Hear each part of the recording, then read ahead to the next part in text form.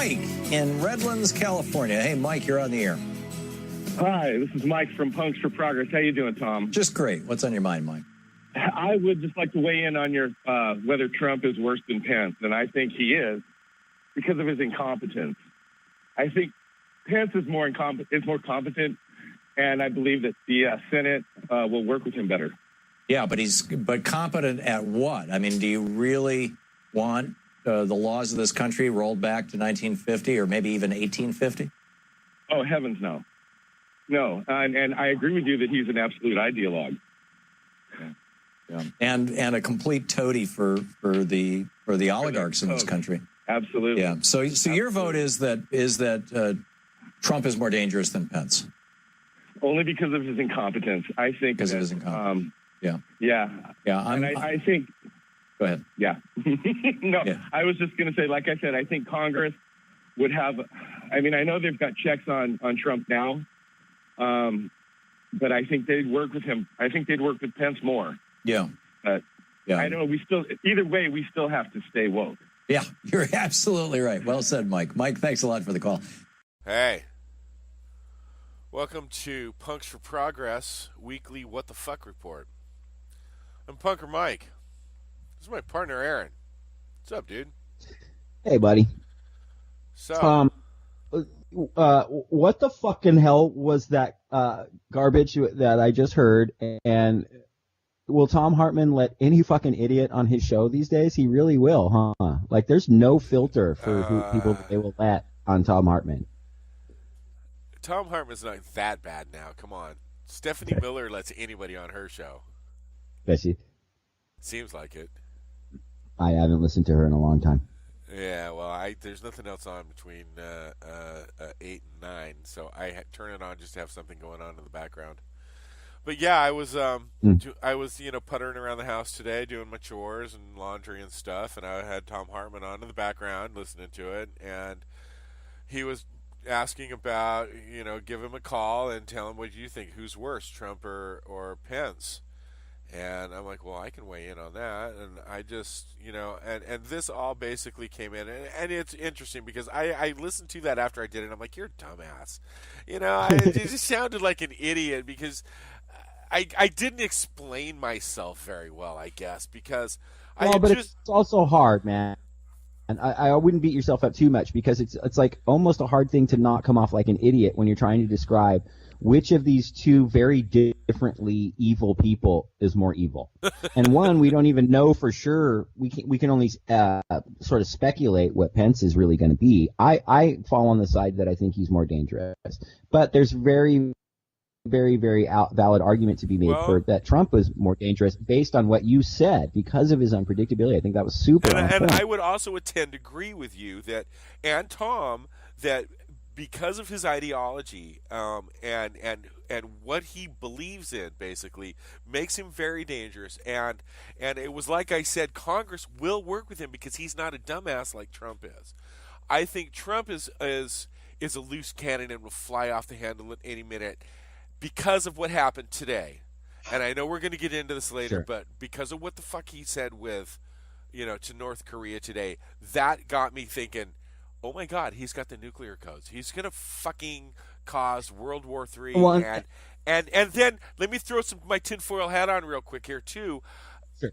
How do we know that they don't feel privileged to start Armageddon for the second coming of Jesus Christ? Because how Pence is and his ideology. Well, and Bannon. We've talked about that a lot on the show about Bannon's history. And again, if this people, went really far the other way. really suggest they go. I always forget what the flick is called, but it's on Netflix, and it's about Bannon, and it really gets into his like totally destructive annihilation worldview. It's different. It's its own kind of subspecies. It's different than your typical Christian kind of Armageddon theorist. Like. It's weird. It's fascinating to me, his worldview, because it kind of creepily aligns with mine. Yeah. That I do believe, in the sense that I do believe that there's going to be some like real carnage and shit go down, and it's almost inevitable inevitable, but at the end of it, that we can really come out, hopefully, if we don't destroy ourselves, we come out of it much more advanced and enlightened than we are now. And I know how hippie new age that sounds, but that's my trip. And he believes that. Your mom and dad were hippies, so. Straight up. And he believes that, sort of, but where he differs from me significantly is that he wants to help bring about that carnage. Like, I want to do everything I can to minimize that carnage for my community as best I can, and for myself and for my family. My family, right. Right.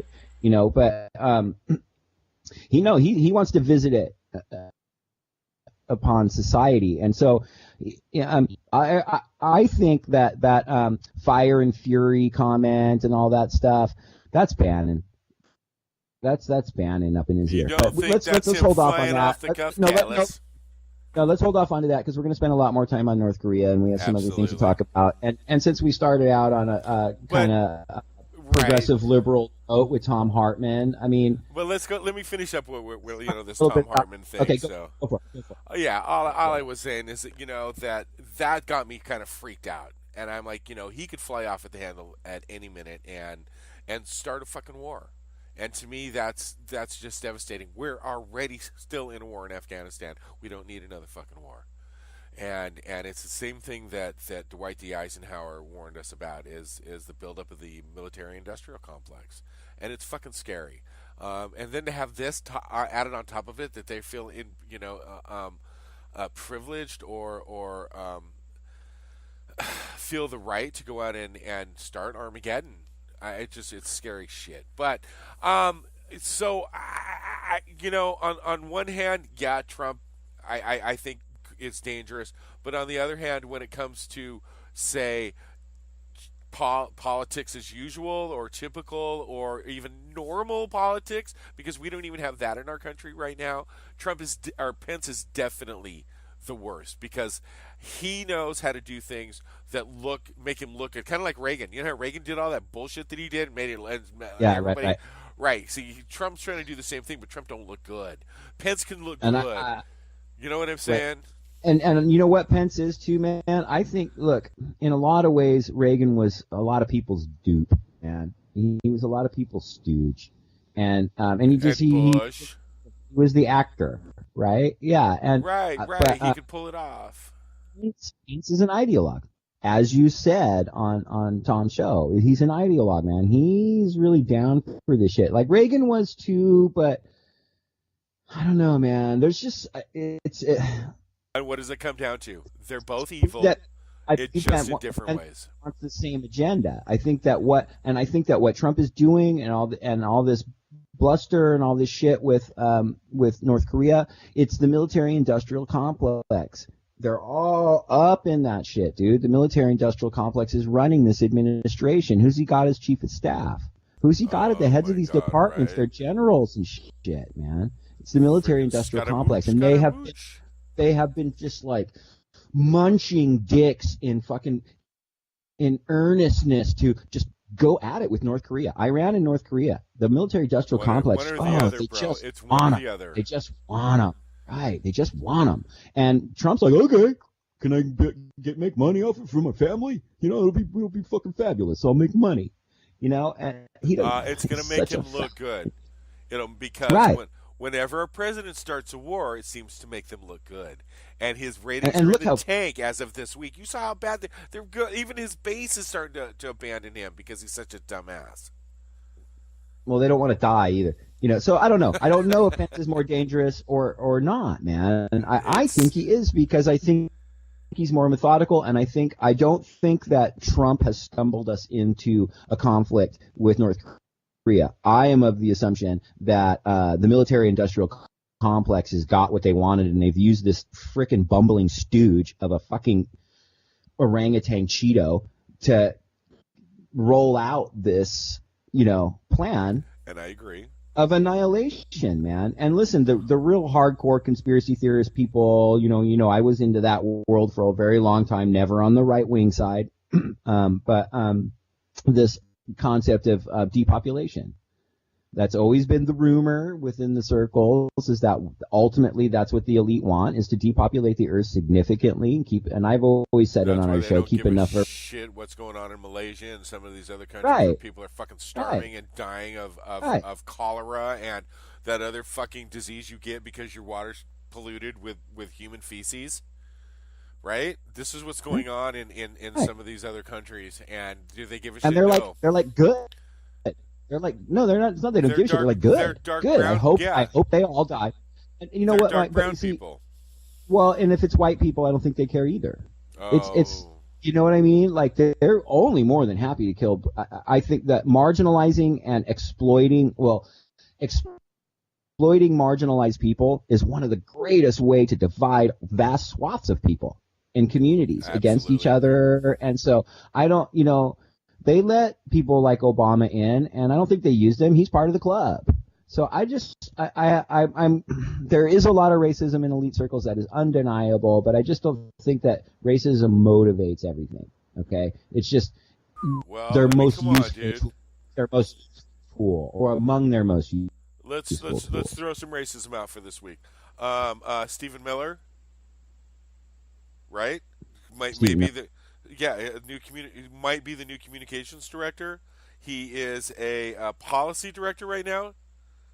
Bald dude, Stephen Miller, isn't that his name? I'm not sure, bro. Okay, I'm gonna have to look it up. I'm pretty sure that's his name. Yet another guy who has zero experience, right? With that flashes the white. He flashed the white power signs, dude. And they took a picture of him. And he was the Pepe. Okay. That the dude. P and the yeah. Yeah, he's the Pepe OK symbol, the Kekistan little OK sign in the press room, right? That's what you're talking about. They take the pictures in the White House. Well, yeah. Let me look him up real quick here. I may have the name wrong because I'm a dumbass sometimes. But so what I was saying. No, that's him, Stephen Miller. Well, hold on to that because I want to just get this out and then we can move on from it because I didn't really get to finish my point earlier. That so this idea and all this build up and what's going on with North Korea, I just don't buy it that it's a thing that he bumbled us into. I think this is methodically what they want to happen, and I think Pence is on board with that. So like. Apples and oranges on which one would be more evil and dangerous, man. But I'm leaning towards they want. You hear ultimately what I'm saying, bro? I think they want to go to fucking nuclear war with North Korea. I think it's what they want. I think they definitely want to start a war. I don't think they want to start a nuclear war. But I do believe they want to start a war, and and it is definitely to make money for corporations, military industrial corporations, General Dynamics. What else do we have out here? Lockheed Martin. Who made the missiles? Raytheon made the missiles that he already shot off in Iraq? Syria or the Moab. Yeah. So, anyways. Yeah, but basically they're both evil. Apples and oranges, they're both evil. They've got, the whole thing has to fucking go. The whole thing has to go. Right. And so does all the mechanisms and that bolster them. It's not, and if you get rid of Trump and Pence and all their freaking cabinet appointments and whatever, it's still not going to change. I mean, it'll be different, but it's not going to end, what facilitated their ability to take power, and so stay woke. Really scary. And stay awake. So, yeah, that was my little stint on Thom Hartmann this morning. So, give him a call. Maybe you can get on too. Anyway. So, what else we got on our agenda today, bro? You just say, I figured I could call Thom Hartmann because of that fucking idiot punker Mike can get on there. I can do better than him. Anybody can do better than me, even the right-wingers that call on there. No, I disagree with that completely. But, yeah, so, well, there's a whole nother freaking giant mess with Venezuela. Right, and our relationship. Venezuela's been going on, and I don't know if anybody's been paying attention because I don't know how much mainstream news is picking this up. I don't watch CNN at all or MSNBC, so I don't know. But I have been finding out what's going on. I mean, they just had an election, right? And Yeah, and apparently it was a bit on the scandalous side, and it looks like what's the guy's name? What's the dictator's name that rules that place? Well, I don't know if he's a dictator, but he's Maduro is his name. Maduro, right? And my understanding is he's trying to change. From what I've heard, is he's trying to change the Constitution so that he can have even more power. Right.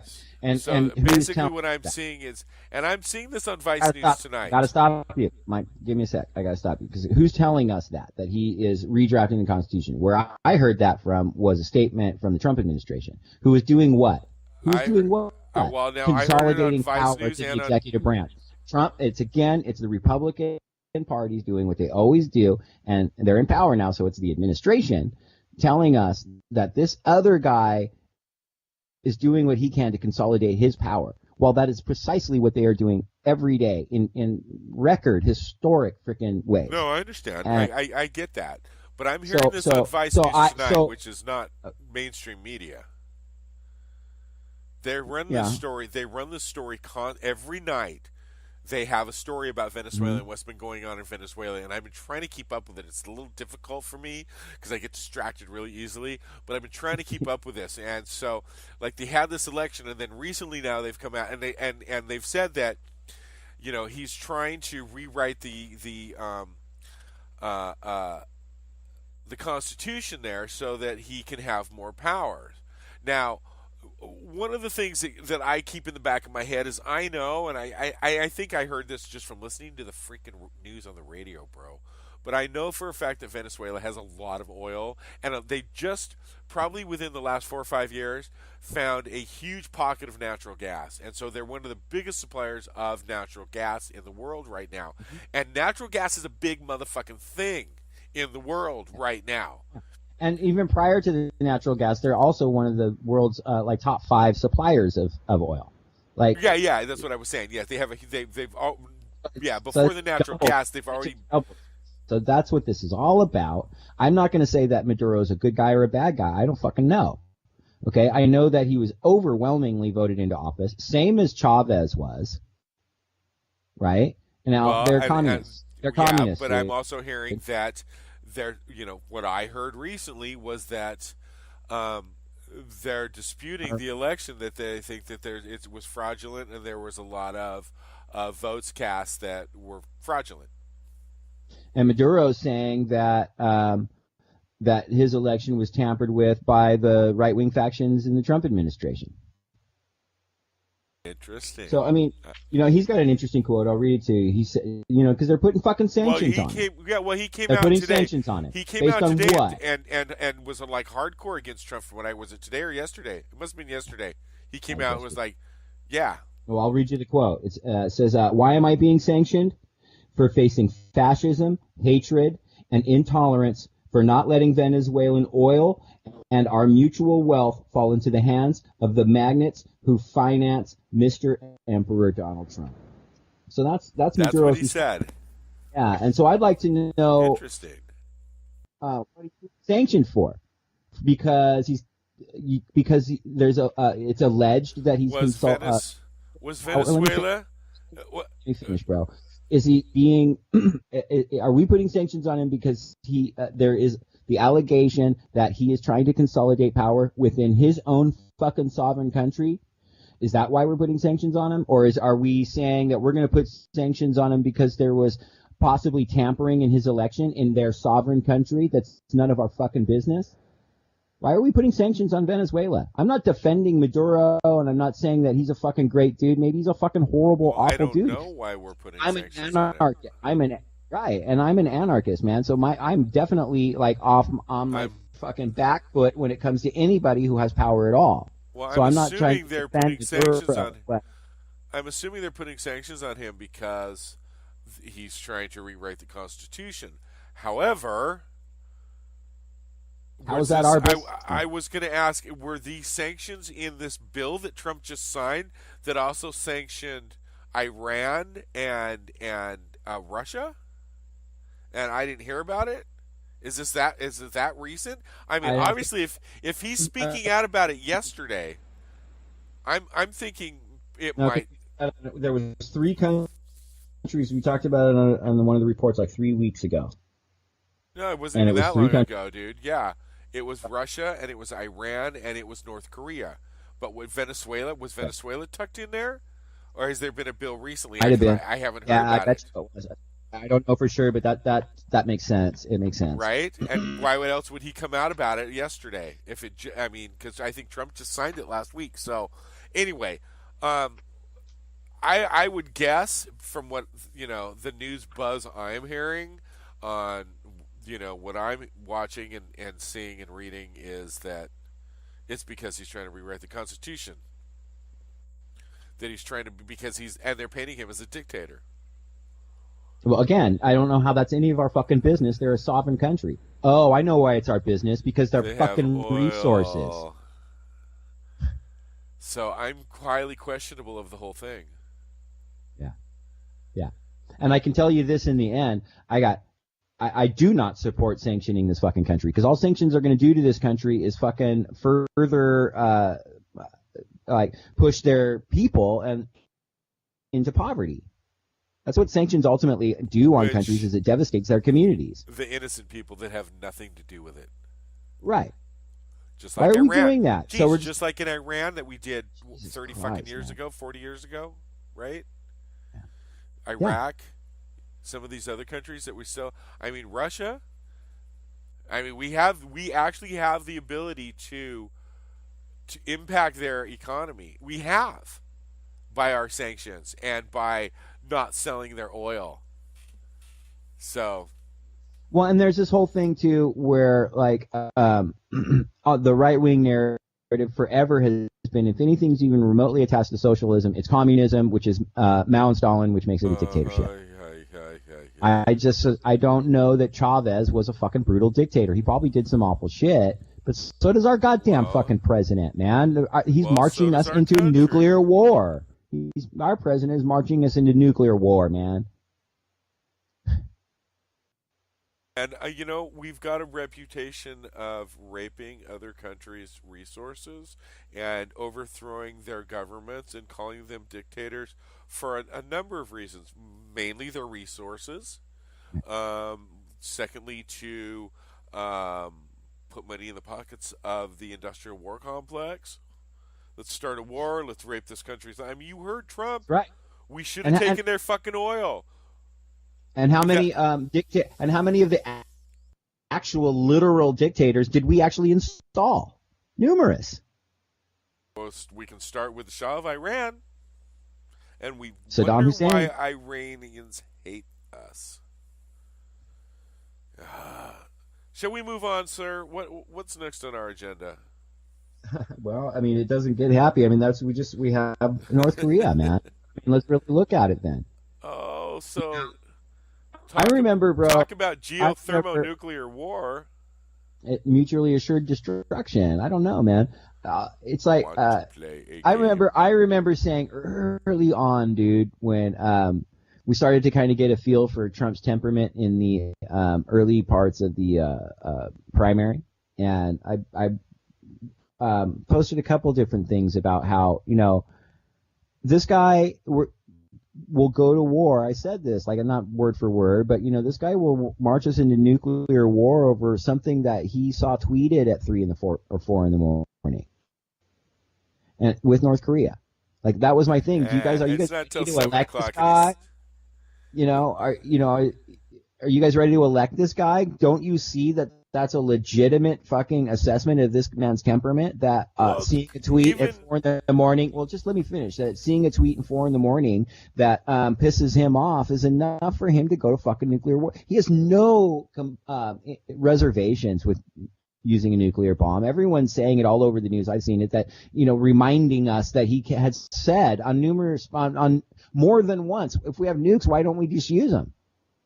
And did you see how fucking good he felt? Did you see how good he felt when he said that shit about fire and fury and the worst fire and fury ever visited on this planet? Oh, yes, I did see that. You know why? Because that's his brand. He's the big ass mean boss man. He's big boss man, and that's him being big fucking boss man. And yeah, that's his brand, bro. That's what he's selling. I totally saw that. Yeah, but and even fucking willing to do it. He's willing to do it, bro. That's what I was talking about. That's what scares the fuck out of me.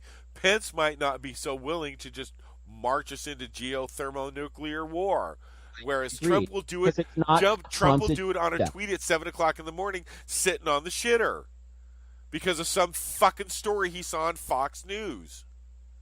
I'm sorry, Fox and Friends, his favorite fucking TV show. Yeah, that scares the living shit out of me. L.A., really? North Korea can send a bomb to fucking L.A. If he sends a fucking nuclear bomb to L.A., guess what? Bye-bye. I'm close enough that would affect me. Actually, you're close enough that would affect you, too. Yep. Whether you're working or you're in Reno, bro, either way, it's a nuclear bomb. We're all fucking wiped out. And it's like, and little Kim's already talking about blowing up Guam. He wants to lob one. He wants to lob one over on Guam because of that's where the planes. North Korea has issued, not nuclear. North Korea has issued the statement that they are willing to launch a preemptive strike on Guam. And so if they do launch a preemptive strike on Guam, well, it doesn't matter. It's a U.S. held territory and it's close to them. They could hit it real easy. And we have an airbase there. And we have airbase there, and we have citizens there that aren't just military and shit, that are just, people, citizens living in Guam. So that's the provocation. We have to go to war with them and fucking Guam people nuke them. Trump will nuke. Trump will nuke them, dude. Yeah, without a thought. Sitting on the shitter at 4:00 in the morning. Or 7:00 in the morning. You got remember, he's on East Coast time. So I stand by my earlier statement that what Trump said today at that table was not off the cuff. It was not off the top of his head. That was scripted for him. That was a predetermined. That was a pre-established thing for him to say. Kind of like Stephen Miller said something about the Cosmopolitan. How cosmopolitan of you. Interesting. You think it was scripted from Bannon? Because Trump is known for quoting the last person in the room. So it just sounds like Bannon. Well, now totally sounds like he was hanging out with in everything he does, and he wants to invite the apocalypse. And I say it all the time, and I think that Bannon is Trump's brain. I think he's a part of his brain. I think he has the biggest portion of it. I think he knows how to manipulate the last person in the room. Well, I think he knows how to manipulate better than anybody in that fucking White House administration. He knows how to be the last person in the room. Sure. And that's all that fucking Dick Cheney ever had to do with Bush. That's all Nancy had to do with Ronnie. Right. Well, I guess it wasn't just Nancy. It was Bush Sr. that was manipulating that, I believe. But yeah, dude, I mean, this is fucking really. Go ahead, blow. They lob one over at Guam. Now what? He's going to drop another Moab on him, and then little Kim blows up South Korea. And so, and what happened with the UN Security Council? All voted unanimously, right, for sanctions against North Korea because North Korea is out of control. Because what has North Korea done other than? I don't know. The UN Security Council. Look, I'm not going to defend fucking Kim Jong Un, okay? But we have nukes. I would rather they didn't fucking build nukes over there in North Korea, but who the fuck are we to tell them they can't? And all of this provocation and all of this bluster and all of this fucking little freaking 7th grade schoolyard freaking bully back and forth bullshit between Trump and this guy is all started from Trump. Trump has, without question, completely, and I subjected myself to some Fox today. I wanted to hear what Fox's narrative, and I wanted to hear what their perspective was. I wanted to hear what Fox was selling in terms of how Trump and what he said. Are you okay? I'm so sorry, man. Uh-huh. Well, and what these idiots were talking about is the question of, is this the last straw for Trump? is this, they were ramping it, dude. It was just like the build up to fucking Iraq.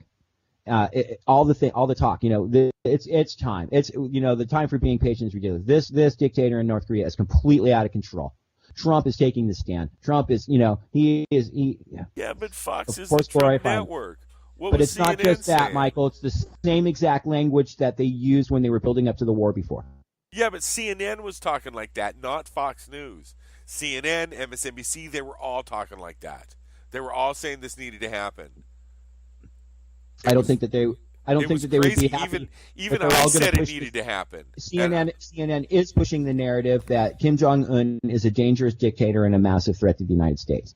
They're pushing that fucking narrative. Who isn't pushing that narrative? Exactly. I don't know that it's true. Democracy Now? All I know is that Kim Jong-un has only threatened us when we were fucking talking shit to him or forcing sanctions or taking, Dude, he hangs with Dennis Rodman. Trump's crazy. Rodman's crazy. Little Kim is crazy. They're fucking, dude. He's a dictator. He oppresses his people. Well, from my understanding is they don't even have electricity. They said that they knock out. You can tell the difference between North Korea and South Korea when you fly over because it's dark. The lights end right at the border. There's no lights in North Korea.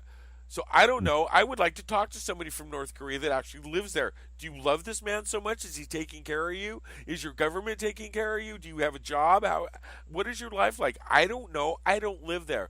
All I have is what I hear on, hopefully, But then again, let's consider, how are they getting their information? Where does Democracy Now! Get their information from? AP? Where do they get their information from? How do we know that the only information being given out is not just bullshit over there? We don't. Very important question. That's right. So, I would hope that there's other people sitting over there in fucking North Korea that would like to have a podcast that they could talk about this shit and go, wow, I'd really like to talk to some dumbass homeboy from Redlands, California, and see what it's like living over there in America with this asshole Orange Cheeto-Leany running your country right now. So I know there's other people like that in other countries. Well, and here's my thing too, Mike, is like, so it's always like, well, if I don't like this guy, I have to like the guy that hates him. The friend of the enemy of my enemy is my friend. I don't buy that shit at all. Okay. Right. Just because, Kim Jong-un might be a bad guy, whatever, Trump's a bad guy, whatever. You have to assess it look at it without choosing a side. You don't have to choose a side with one or the other. You can be critical of both and even supportive of both in different ways. It's going to be difficult with these two gentlemen because they're fucking whackball people, both of them.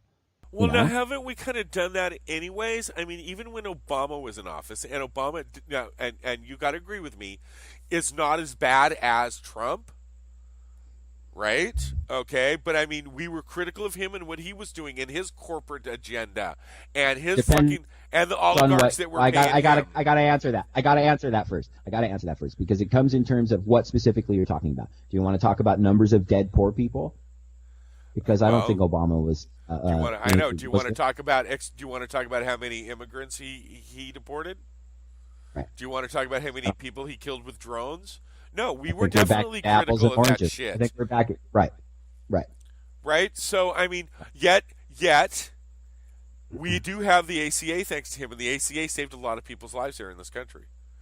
Right? It's not fucking perfect. It's better than we had.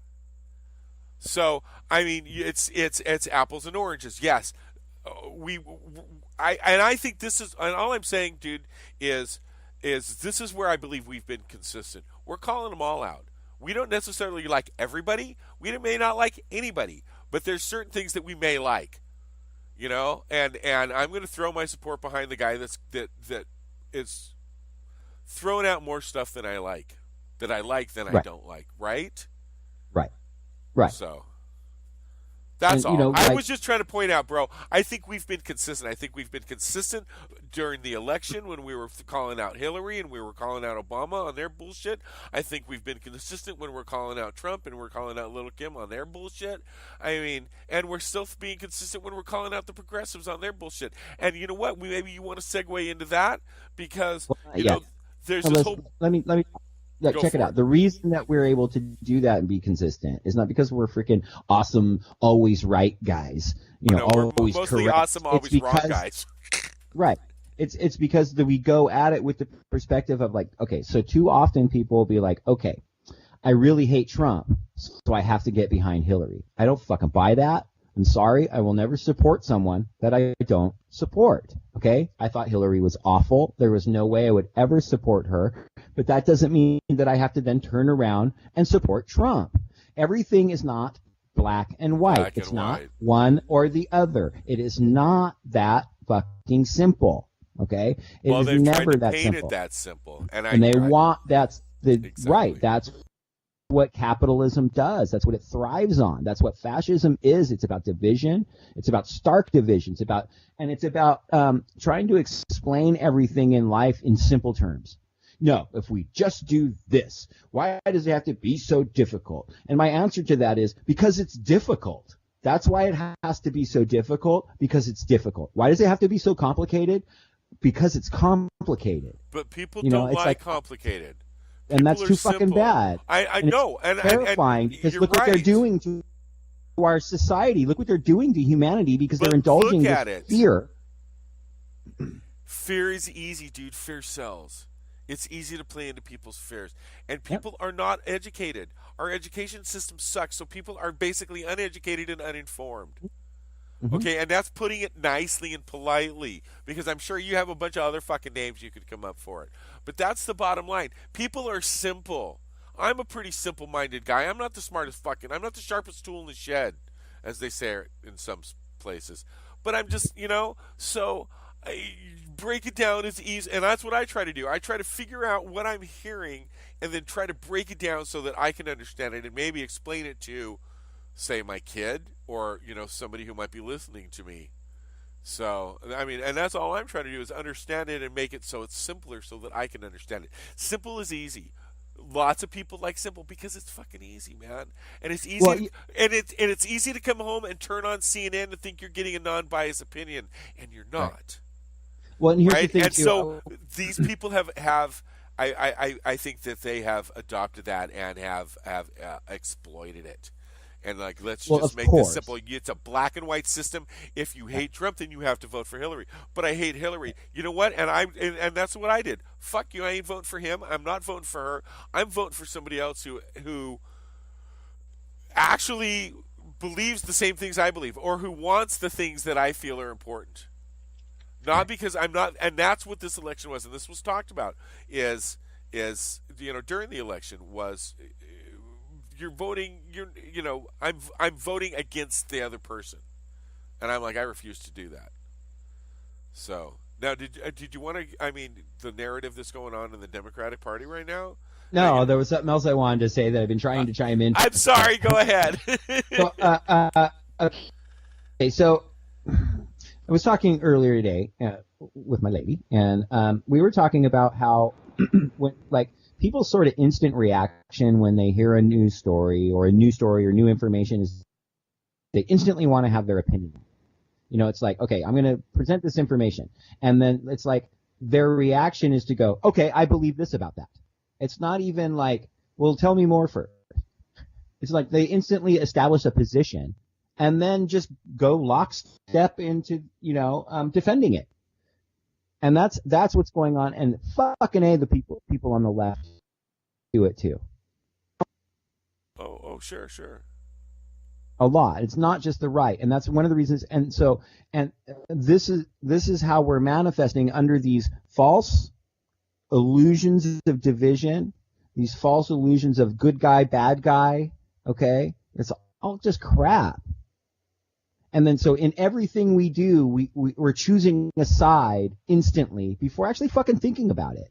And what Mike and I have really tried to do is think about who these people really are. Really look at their connections to things. What are they invested in? What are their past policies? What have they voted in favor of? What have they haven't? What have they made speeches about, but then never actually did anything about, like Obama and the prisons?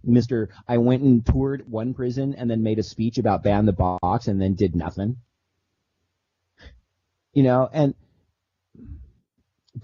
So when you start diving in and looking into them and pushing aside, why would anybody be loyal to these other people? You don't know them. Be loyal to your loved ones and the people in your community and your family and your friends. That's the only people you should be loyal to. You should be incredibly skeptical of all of these people. I just don't get it. Why would anyone lend support and their loyalty to any type of leader? I don't like capitalism and democracy in general, man. Okay, I mean not democratic, especially not representative democracy and all that kind of stuff. But even under the constructs and the framework of our representative democracy, our job as citizens is supposed to be eternally skeptical of those in power. We're supposed to never ever trust them at all. Because the second you lend support to them and you start to believe in them and become loyal to them, capitalism can do what it does, man. It's called fascism. And here it is. And they're just this divide and conquer strategy is because it's also like, okay, that's the other guy. And you're not just against them. You have to fucking hate them. Like the alt-rights thing is everything is Antifa. Anybody who's in opposition to them is Antifa. Anytime that anyone disagrees with them, you watch all their videos and shit, dude. It's like Antifa says this, Antifa does that. Like every single person who disagrees with them, their name is actually Antifa. When most of them don't have any association with fucking Antifa or the banner of Antifa at all. Most people on the left don't even know what the fuck Antifa is, which is really unfortunate, because if they did, they'd realize it's their greatest friend going right now. Well, and that they're not a bunch of violent terrorists. That's bullshit. I agree. I hope they would more now. I think they've been a little bit more active and they've been aware of that perception of them. Yeah, they've been aware of that and they've been more visual. They've been out there doing stuff. Anyway. Yeah. So I mean, it's just it's really scary, Mike. This might happen. Dude. This might happen, dude. Oh, we'll have to see, won't we? I mean, well, we're gonna. What can we do? What can I do? Because I mean, I can't sit on my ass anymore, and I know there's people out there like me that, I can't sit on my ass anymore, man. I'm getting into arguments with people on Facebook over politics. Just isn't fucking doing it. I can't convince anybody of it. I actually have to get out and do something now. Anyways. So, well, I mean, what I would say is, I mean, I don't know that we can stop a nuclear war if they really want it. But what we can do in the meantime, what we can do is affect change in our own communities. That's the only thing we can do, and help our own communities. Mike, you and I were talking about there's issues with people in your community with the off ramps and the houseless community kind of chilling off of these off ramps, and it's getting full of garbage and it's causing problems. And you're talking about maybe wanting to go out there and clean it up so that they can actually just freaking crash and people can leave them alone. And that's the only thing you can do. It's that kind of stuff that you can do. No, and we've talked about this, and that's kind of where I was going, and I've actually heard they actually went and cleaned it up. Caltrans and the cops were over there yesterday and cleaned the whole thing up. However, I did notice that there was a couple more homeless people had moved in and their tents were back up. So I was talking to Margaret Ann about it, and I was like, you know what would it cost? It cost $15 to dump a load at the dump. Load my truck up once a week, run over there on Saturday. I had to tell you what, I'll pick up your trash, dump your trash. Margaret Ann's like, I bet you could get one person, if you could just imagine if you could get one person every day to go over there and just pick up their trash and throw it in their trash can, in their own personal trash can at home. And I'm like, you know what? I bet I could probably get 2 other people to throw in $5 once a week and run their trash to the dump. I said either way, but it's just that kind of thing, and it's organizing. I mean, My understanding is if you want to affect change, you have to do it on the in the community. You have to do it locally. And you know what? I can't sit around here and fucking wait for somebody else to do it. I'm going to do it my goddamn self because I don't like what I'm seeing in my own community. And you know what? I really love this community, and I've met a lot of really cool fucking people here that believe the same thing I do. So, anyways, do you want to talk about? We still need to talk about the narrative, anyways. I know. Let me say this. Marching and protesting is good too, and here's why I think marching and protesting is good. Well, for a number of reasons. One, obviously, it amplifies your message when you have a bunch of people in the street shouting it, so more people hear it. It absolutely affects change. Well, but the way so that does affect change, but I mean it's never going to affect all the change we want. One of the reasons I like to go to so many marches and demonstrations because that's where you get to meet more motivated, radicalized people that you can then after the march go back into your community and organize with. And I would just suggest to people who are going out, if you're new to the marching community, I wouldn't just go instantly align yourself with anybody at a march that you agree with, because there's all kinds of different ideologies going on, and you have to ask questions and do homework and stuff. But that's where you meet the people who when you say, hey man, I was thinking about going over and cleaning up this stuff over by the off ramp over here. These are the people who will say, shit, I'll go help you.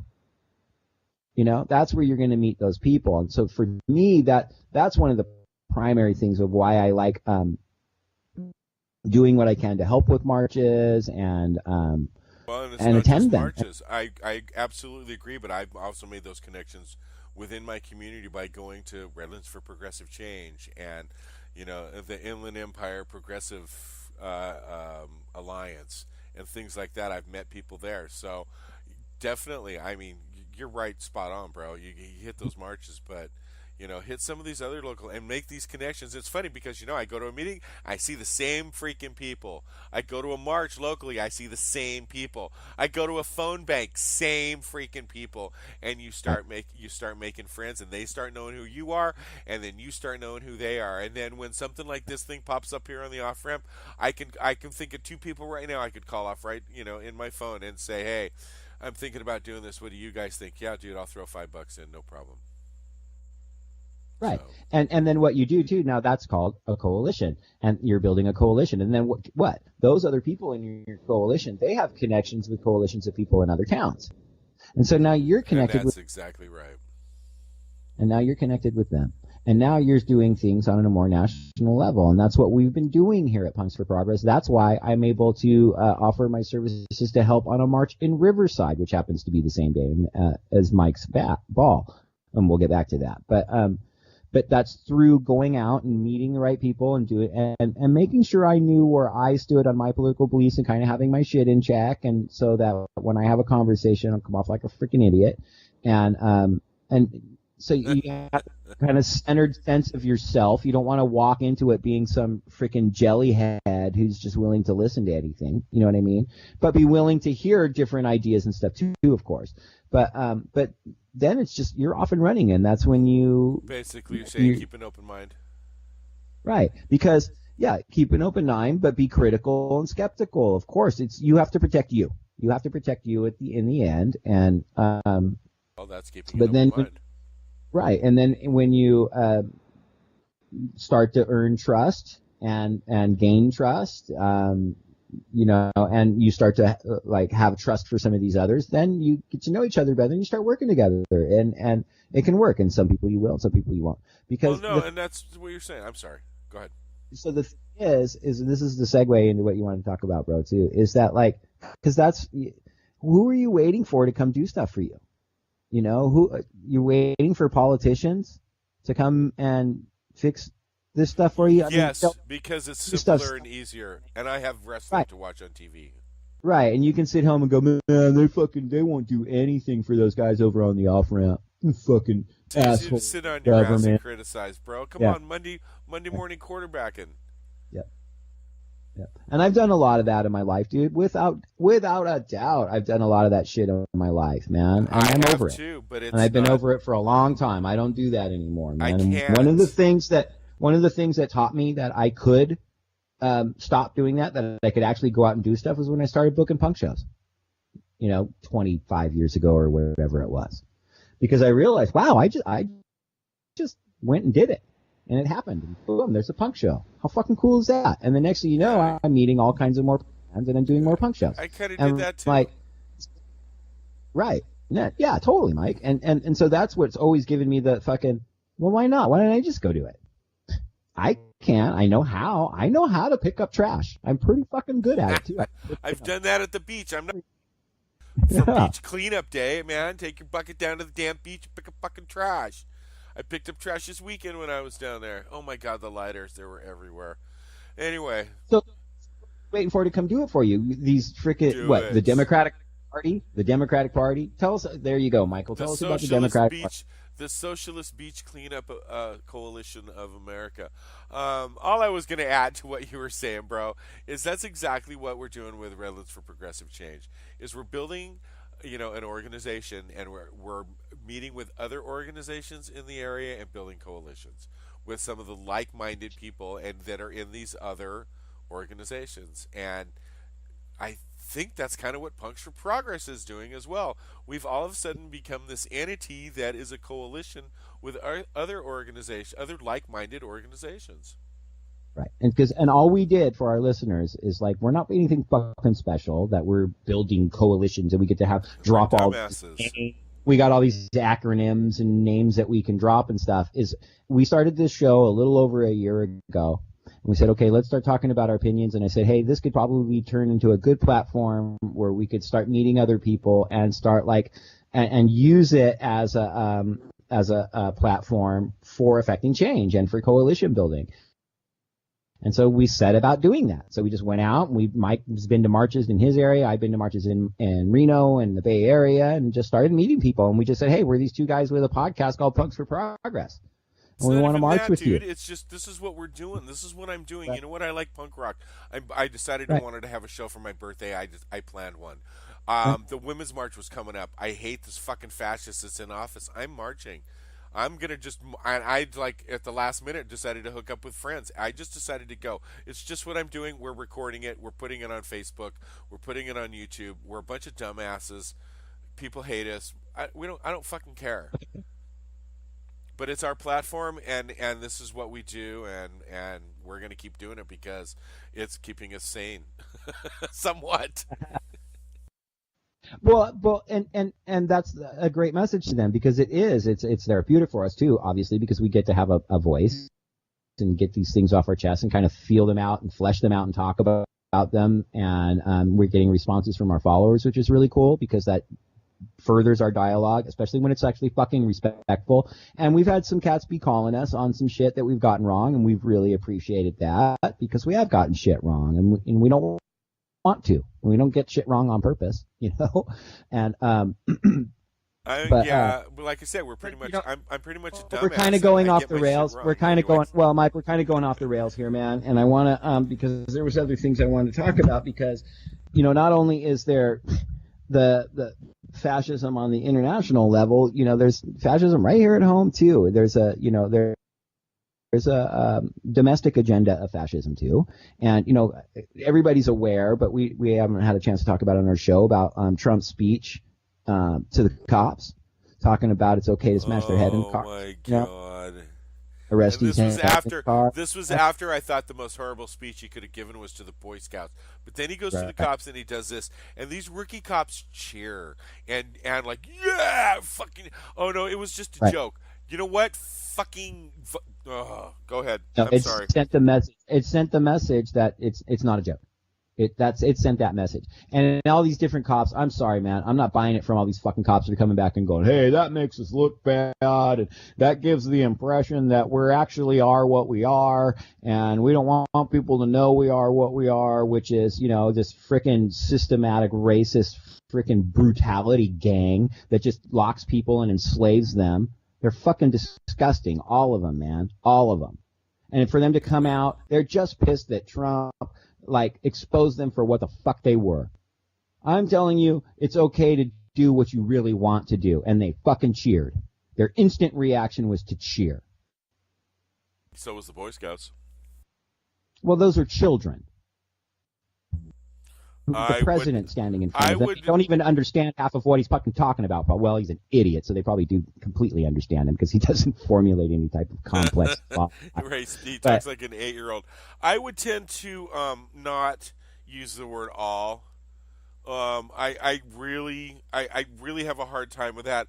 I actually believe that there are some people that get into policing to protect and serve. Of course.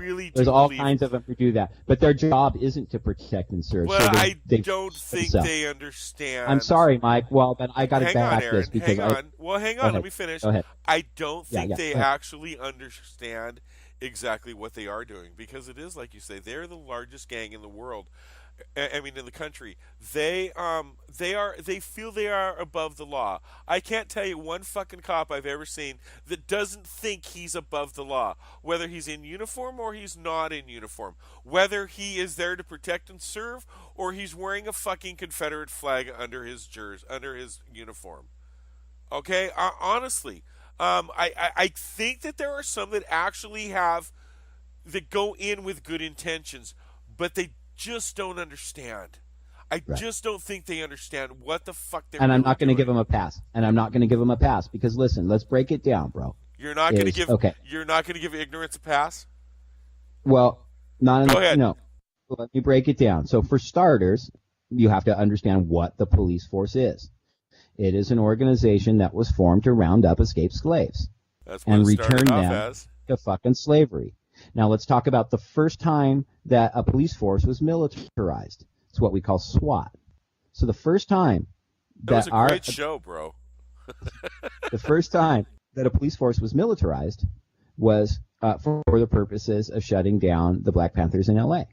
That was the first action of a militarized police force, and it was the first inception of a militarized police force. So the police force's job is not to protect and serve the fucking community. That's just some bullshit they write on their car. The only people they protect and serve are wealthy fucking old guys.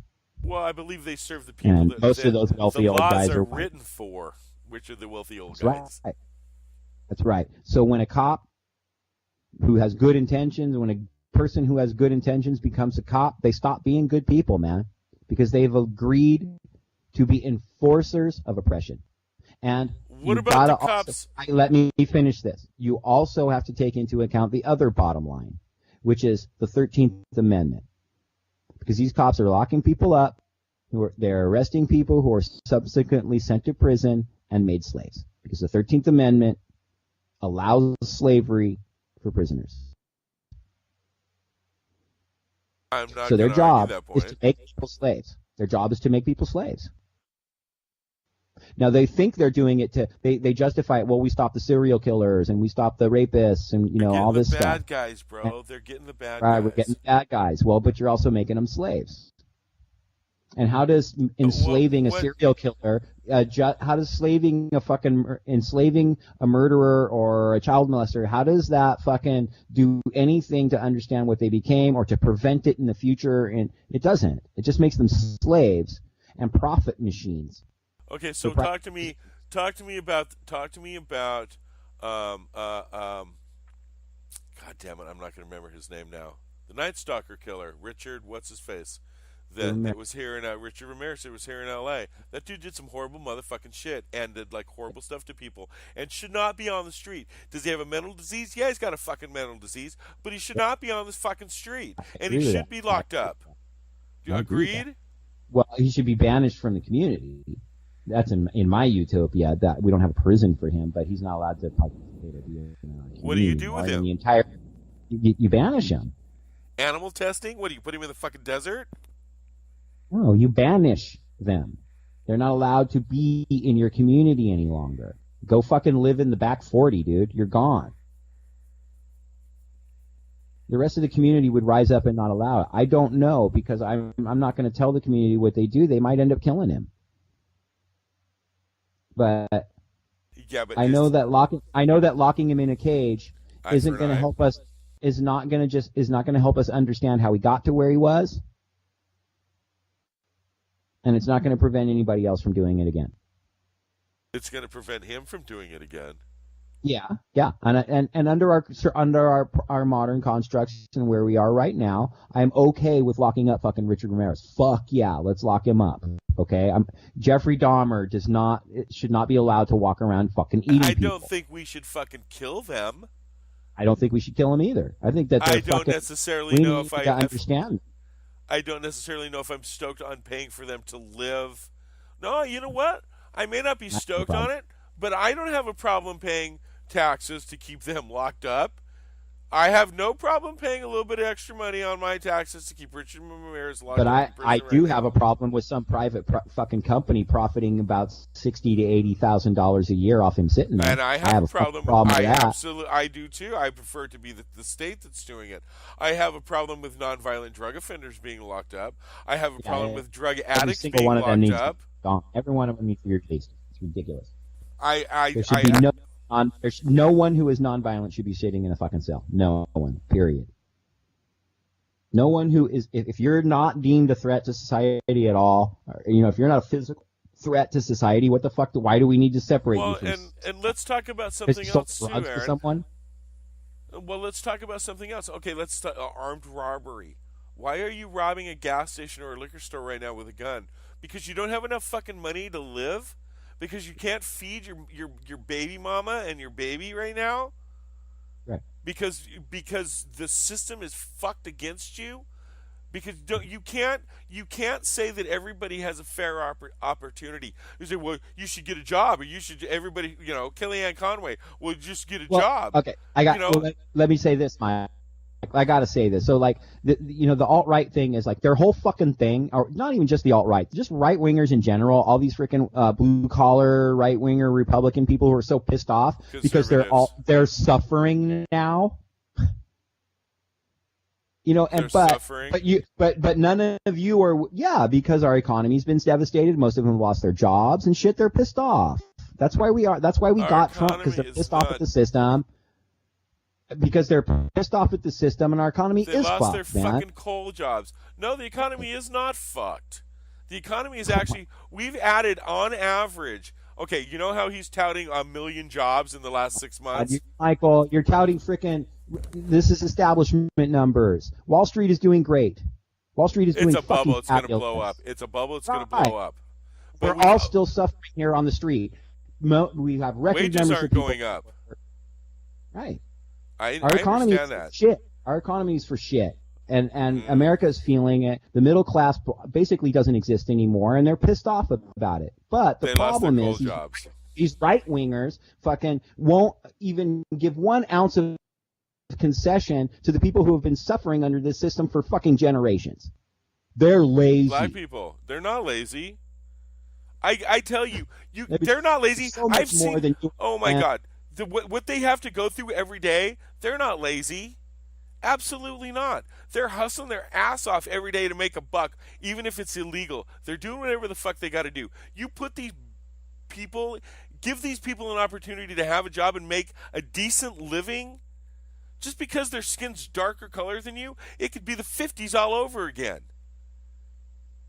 If wages had increased, is to these people. If wages had increased with productivity in this country, we would all be, the middle class would be there. But the problem is, bro, and you know this, man, the oligarchs have rigged it against us. It's a corporatization of our nation. Mm-hmm. There's no more democracy. No. It's a corporatocracy. Corporations run the fucking country. Mm-hmm. We don't all have the same opportunity. And the problem, the poor black guy was the one that got it first. Now it's starting to affect me and you who don't have a college degree. I don't have a college degree. We're the next ones to be affected by this. And that's who rose up and voted for Trump. Now, I mean, I'm not going to get into this. Johnny, good old boy, lost his job at the plant, and now he thinks he knows what suffering is, and he's all pissed off. So he is pissed off. He is pissed off, and he has a right to be pissed off, but he's pissed off at all the wrong people, and he's supporting all the wrong people, because Trump is the reason you're there, because he is the manifestation and the culmination of all these generations and decades of policy. Right, but he lied to them, and he ran on progressive policies. He ran on getting rid of the trade deals. He ran on not cutting Medicare and Medi-Cal. He ran on fucking progressive policies. And a lot of these simple-minded people, for, being nice, who want it simple, thought maybe they were going to get some progressive change out of it. They called Bernie Sanders a fucking socialist, and at that point he was done, because socialism equals communism equals evil. I disagree with that. I think he totally weathered the label of socialism. I think it actually only helped him, and the only thing that fucking brought him down was the DNC. I like the way you think. I don't necessarily agree with that, but I do like the way you think. No, I think this is one of the reasons one of the things I wanted to talk about in tonight's show was about how people are becoming much more aware of the necessity of socialism. That's what's going on in Venezuela, and people in America are socialism is nowhere near the boogeyman word it used to be. It is in the alt-right. They're really, really on the far right. They're really, really trying to touch all forms of socialism, communism. That's what it is, and it's the biggest threat to fucking humanity ever. It's always going to be Stalin, and no, you're right. I absolutely agree with you. So I do believe that Western culture is really there. There is it needs to be much broader, but there is sort of a new awakening in socialism in Western culture, and I am encouraged by it. Hopefully, this man doesn't destroy us all before we are able to make it happen. I have seen that the Democratic Socialists of America has increased their numbers like threefold or something. So they're still probably only at about a 20% or 30% right now, but it's a lot more than it used to be. I think people are understanding a little bit more about democratic socialism when you go, well, socialism. Yeah, I got news for you. Medicare, that's socialism. You like your Medicare, right? Yeah, that's socialism. Your Social Security, social. Hello, socialism. You paid into it. It comes back to you. That's kind of how it works. You get things, you get what you pay into. You get something for what you pay into. And that's what I have said from the time I was 20 years old and had my fucking head up my ass. If I gotta pay taxes, can I at least get something for it? I don't even want something for it right now, because I'm cool right now. But later on, I might need something for it. I can't guarantee you that I'm always going to have 150 pools en route. And I might need some help somewhere down the line. You know what? My grandma might need some help somewhere down the line. But as long as I feel like I get something for what I'm paying into it. But if I'm paying all these damn taxes, and then I go to the gas station and I see I'm paying 30 cents or 60 cents. I think it's going to go up 60 cents here in California for our the tax on gasoline. And I'm like, what the fuck is that paying for? I thought that my registration was paying for the nice streets we have here in California. And if I have to pay a decent registration to have decent streets, I'm down for that. Because, when you cross the border into Utah or Nevada or Arizona, you can tell the difference. Or Mexico. You can tell the difference. Michael, do you know how much we give in subsidies to multinational corporations each year? Billions, trillions. No, and most it's 5 of them, trillion. And most of is that all corporations, bro, or is that just we're giving Petro? We're giving $5 trillion in corporate subsidies every year. And I think the majority are petroleum companies, if I'm not mistaken. Well, the vast majority are going to be whatever the biggest corporations are. That's who will always. That would be who the biggest corporations are. Yeah, Walmart. Right. Walmart gets subsidies, so they get our tax dollars. Right. But not you. Right, but we want smaller government. Yeah, smaller government. And how much of that money is going to the industrial war complex? You fucking cheap tool bags, man. Can I tell you what Tom Hartman was talking about before he talked to me?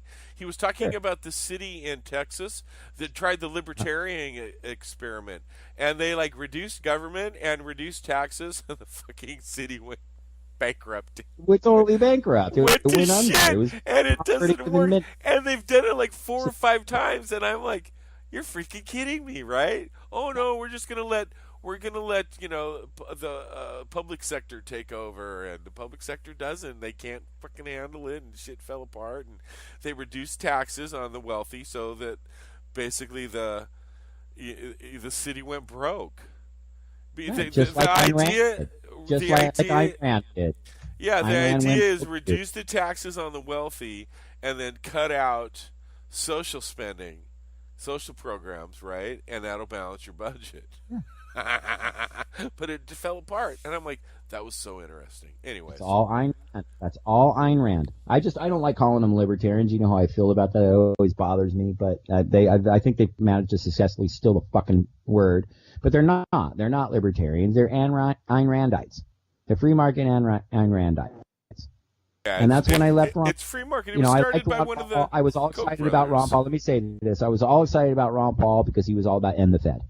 And I was like, cool, he's getting right to the root of it. I'm down with Ron Paul. Took my son to go see him speak and all this stuff. And but then, that same, this was even before when he, 2 elections ago, whatever. This is a while back long before he became as significant. So when he made his speech or made his comment in the big debate about that he would let, people go without health care and die, I had already given up on him by then. Because I had heard his foreign policy stuff, which is he's all about fucking hell yeah, let's go bomb the shit out of some shit, and in the end, no, let's not do shit for anybody at home, and that's when it was oh, it's just Ayn Rand.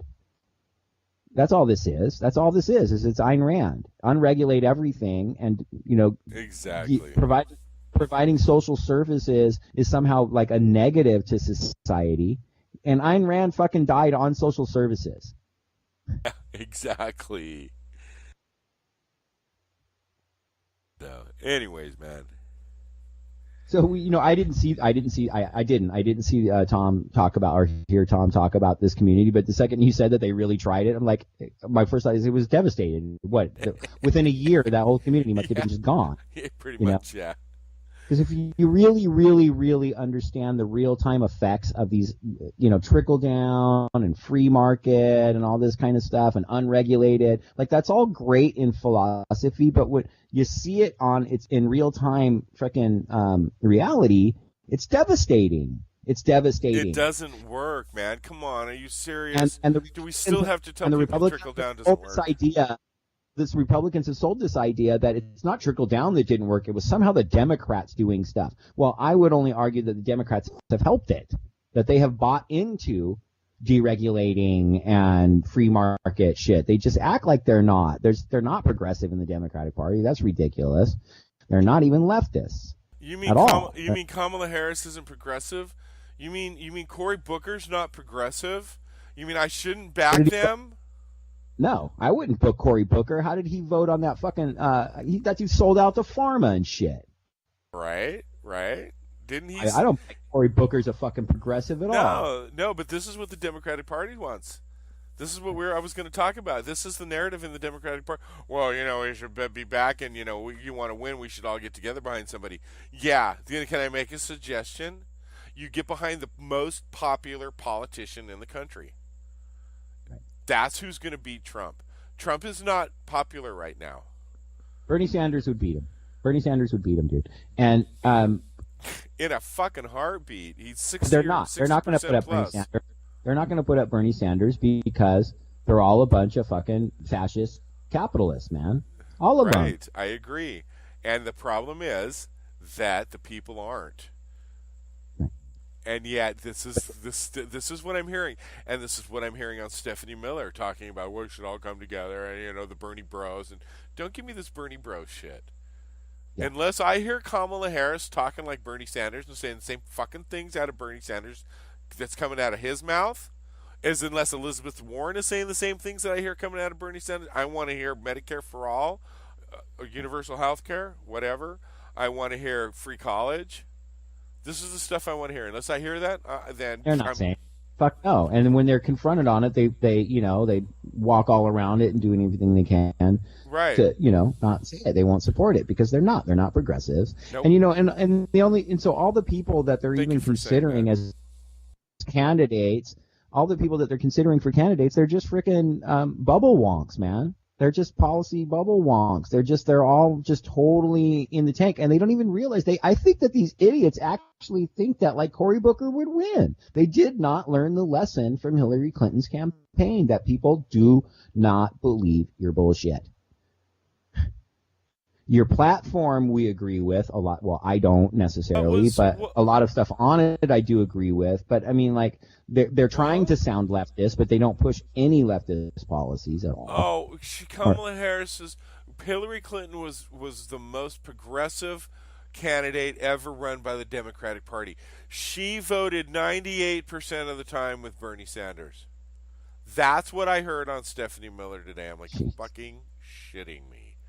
Totally shitting me. Not fracking. Compare the two of them together. Fracking. There's no way.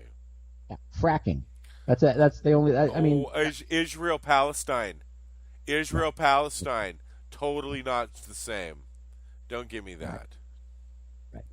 It's nonsense. So what that she voted the same as Bernie? What is she doing? That's not how you assess. That's a part of the picture. Looking at their voting record is important, but you have to look at the bigger picture of who these people are. Clinton's back in Kamala Harris. Oh, that's going to just make me not want to vote for Kamala Harris, even though she's from California and she's one of my senators, and I believe she's actually from L.A. I wouldn't vote for any of them or anybody. But we know how you but that's are. Just me. That is just you. So, all right, let's finish this, man. Okay, let's plug our shit. You know, we talked a lot about this. We were able to talk about like kind of my feelings, I guess, about what the nature of my understanding of the history of the police force, and so that's why one of the most important struggles to me that there is going is the prison abolitionist movement, and so I am going to help the organizers at the Riverside March, the day of Mike's birthday ball, and stand up for the end of fucking slavery. And the end of prisons. And so, you know, I do have one video up right now with Marissa from the Millions for Prisoners March in Riverside. It's an excellent interview. That's on our channel. And we really covered a lot of ground about what the abolitionist movement is, what the nature of this struggle really is all about, you know, the nature of the private prison industry and prisoners for profit and moves to do things like privatize parole and probation offices and so you know, it's not just we hate prisons, they're bad, so let's get rid of them. There's some very real reasons why we think the whole prison system needs to be abolished, and so I suggest people watch that show with Marissa. And I also am going to be doing within the next day or so an interview with Max Parthis, which I'm really excited about, because for my money, there isn't much of it. Max Parthis, there's no one I can think of that's a greater authority on the issue of the prison system in America than Max Parthis.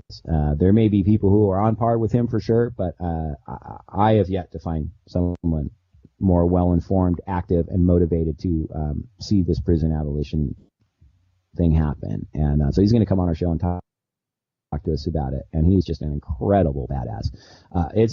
There will be a lot less Aaron voice on that show because he has so much useful information to offer. So you might actually want to listen to that one because you won't have to listen to my shit that much. But so that's coming up, and then I also put up another video this week, Mike. Yeah. Oh yeah, you did something this weekend. I had to get the fuck out of town, man. I grabbed my shit, packed my bag, threw my board in the back of the truck, and I spent the weekend down at the beach. And you did something. Yeah, I went to some dive bar. What? You did what? Say that again? I said I went to some dive bar. No, but no, I do, dude. So because of my time organizing and marching with Refuse Fascism, they Warped Tour has been offering Refuse Fascism booths at the different dates. And so I was asked by the Refuse Fascism people here in the Bay Area to come and help them run their booth. And so they let me bring, it's a Refuse Fascism booth, but we brought like those Punks for Progress bags that we have, those little backpacks, little gig bags. And we stuffed like all the Refuse Fascism, propaganda into them. And I stick a bunch of stickers because I always have hundreds of different stickers lying around from passed out propaganda. I did. But we put a bunch of cool fucking punk rock stickers in there too and stuff. Like I had a big stack of old Fang stickers sitting around. I put some of those in there. And of course, I recently just got a big stack of, when I got my Emma Progress tattoo, I got it from John Potter down at Abolition Tattoo because he does all of my tattoo work, and he also designed Emma logo, Emma Progress, our logo. I designed the Punks for Progress Anarchy logo, but he did the amazingly cool artwork of who we call Emma Progress. So he's who went and slung it on me, and when I was there, he gave me a big giant stack of Evolution tattoo stickers, and so I was able to stuff those into all the bags and kind of hand them out at work to a tool, which was really neat. And because he's obviously, you people may have noticed that he his shop has been popping up in the beginning of our shows recently. And, that's his shop? Yeah, that's my boy John Potter. What's up, Johnny? And everyone who works at Evolution really are just excellent people. Like Danny Galecki from Fall Silent works there, and he's an amazing artist, and I always enjoy talking with him. He's so fucking smart, it's ridiculous. And so when I go in and I get my work done at John, I always, have to spend, a good hour shooting the shit with Danny. And I just love everyone down at Evolution. And so we're really stoked to be able to promote them a little bit. So, and trust me, man, Johnny is just a top-notch artist. He is just an incredible tattoo artist. There's some real amazing work coming out of that shop. So, so that was one of the things I was able to do, is put those stickers in there. And then, there was people that I have met before that were on the tour, and like Tony was there from Adolescence. And anyway, so I got interviews like with Lou from Sick of It All, and Stacy D from Bad Cop, and Jake from Strung Out, and just talking about why they're opposed to Donald Trump. And there's some great footage of fucking, there's great footage of Sick of It All, of Bad Cop, of the Adolescents, but there's also, The Alarm. The Alarm, you're fucking kidding. Oh my God, they were so great, dude. So great. Just really They weren't inspiring. great in the 80s, dude. Well, they were never super powerful. I liked The Alarm, dude, because of their message is really revolutionary and on point, and and really kind of inspiring, and kind of, but they weren't like go slam dance punk rock music, and I think people were a little confused by them. They always got termed as like weak. Alarm's just kind of weak, and they were just so impressive. They were just like MTV video pop. I disagree with that. Oh, they weren't wannabes at all, dude. I disagree with that completely. They were one of the four founders of our scene, man. The Alarm is important. The Alarm is important. Well, I think you should go back and listen to some more of The Alarm, and definitely watch this video, because I'm going to just flat out state you're wrong. They're not wannabes. You are. The Alarm are respected as pioneers in the punk rock community, man. You know what? Tweet me and their music. Let me know. Sure. If anybody else agrees with me or not. Or just watch our set. When you watch the set in the video, dude, I know you haven't gotten, because it's towards the end, and I know you haven't time to get to the end of the video yet, but when you see it, they're fucking great. But then, dude, TSOL, bro. Oh, yeah, right? Oh, dude. They're just one of my favorite. They're one of those ones up there with me, like The Damned and TSOL. And fuck you, tough guy. Iggy and the Stooges. Oh, I just love TSOL, man. Because they got dark, and they're not afraid to use keyboards, and Jack Grisham is just like one of my most favorite assholes. Sick, man. I love watching crazy fuckers on stage. And he knows how to be a proper asshole. I really dig Jack, man. And he speaks his mind. And everyone, Trump, they talk about Trump speaks his mind. That's bullshit. Jack's one of those dudes who fucking speaks his mind. And I don't always agree with him. I often disagree with him. And actually, dude, he gave shit to us, because I was standing with someone who had a Refuse Fascism sign while TSO was playing, and he pointed her out, and he's like, your fucking sign ain't doing shit. He's like, no, you're not winning anybody over with your sign walking around the gig. He's like, you know what you do? You get out in your community and you do it yourself. I was like, fuck yeah, Jack. There he was basically dissing us, but I didn't feel insulted at all. You know, I was like, in a way, you're right. You know, but in the very least, you're entitled to your opinion, but you weren't just discrediting their want to do good. He actually offered an alternative, which was really fucking cool. And he also talked about in his set, he was wearing this ugly ass pink suit. It's fucking amazingly cool. And there's writing all over it, right? And it's kind of dirty and like, so he explains what it is. He's like, all right, people are asking about this fucked off suit I'm wearing, right? And what he does is he has the suits kind of embroidered with the TSOLOL logo inside of it, and then he takes it on tour and he wears it at all the shows, and he gets all the bands that he plays with on the tour to sign it, and then he auctions it off, dude, and donates it to his local fucking like homeless shelter mission or whatever. And he's gotten like over $1,000 for a suit and stuff, and so like it's legit, dude. And they fucking just killed it. Their new music is so good, dude. I just love this new album. What is it? Something Trigger. Trigger Complex. So good, dude. So yeah, there's footage of them. And then I caught one song of Save Ferris, who I'm not a huge fan of. But they did a cover of Too Drunk to Fuck, dude. Ferris. I know. They did Too Drunk to Fuck? Yeah. It's not a bad version at all. The CD I have, they're ska. Well, yeah. But they're that third wave ska with a little bit of punk stuff thrown in. And they do a great cover. Dude, they do a great cover of the Waitresses' Christmas Wrapping. Well, that's what third wave ska did, too. A lot of really great covers of pop songs. And I just got really bored with it. I'm not trying to diss on Save Ferris. I've just never been a big fan of a lot of that stuff. And I didn't even know they were there. I was just kind of cruising around and like, I'm like, oh shit. And I saw, well, of course she is. But, I'm